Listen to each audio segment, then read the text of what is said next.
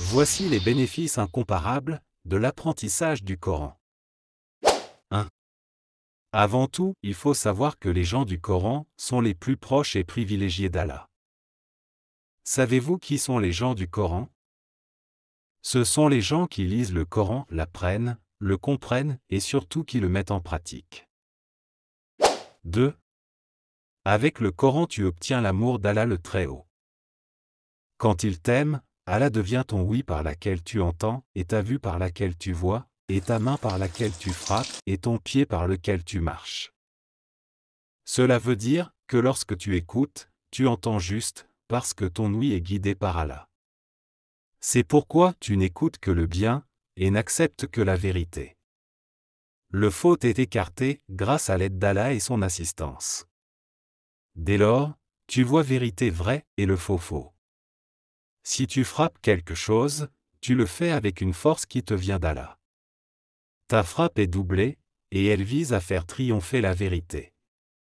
Si tu marches, tu le fais dans le cadre de l'obéissance à Allah, ou pour chercher le savoir, ou toute autre chose dans le chemin d'Allah. Allah dit, s'il me demande, je lui donne, et s'il sollicite ma protection, je la lui accorde. C'est grâce à moi qu'il entend, et c'est grâce à moi qu'il voit. Certes, lorsqu'Allah aime un serviteur, il appelle Jibril et dit, certes j'aime un tel, donc aime-le, alors Jibril l'aime. Puis il appelle dans les cieux, certes Allah aime un tel, donc aimez-le, alors les gens des cieux l'aiment. 3. Allah élèvera par ce livre le Coran, le rang de ses plus rapprochés. Cela veut dire que ces personnes-là vont voir leur statut moral s'élever, par la haute position et la bonne réputation. Sans oublier qu'ils gagneront les hauts degrés au paradis. Voici le récit du temps de Omar ibn al-Khattab. L'ancien gouverneur de la Mecque, désigné par Omar, le rencontra. Omar s'enquit de son successeur à la Mecque. L'homme répondit qu'il avait choisi Ibn Abza, son esclave affranchi. Omar, surpris, interrogea sur ce choix. La réponse fut que cet esclave affranchi avait étudié le Coran et était bien versé dans ses enseignements.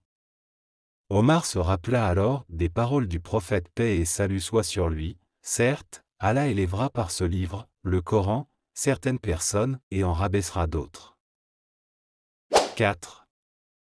Le Coran intercédera en ta faveur le jour du jugement dernier, et sera un défenseur véritable. Alors, quiconque le prend pour guide, il le mènera au paradis, et quiconque le laisse derrière lui, il le poussera dans le feu de l'enfer. 5. Celui qui apprend le Coran par cœur, on observe ses décrets permissifs et ceux prohibitifs, Allah le fera entrer au paradis et lui accordera la possibilité d'intercéder en faveur de 10 proches parents, qui ont tous mérité l'enfer. 6. Le meilleur d'entre vous est celui qui apprend le Coran et l'enseigne. Chers frères et sœurs, abonnez-vous à notre chaîne pour nous aider à propager notre belle religion.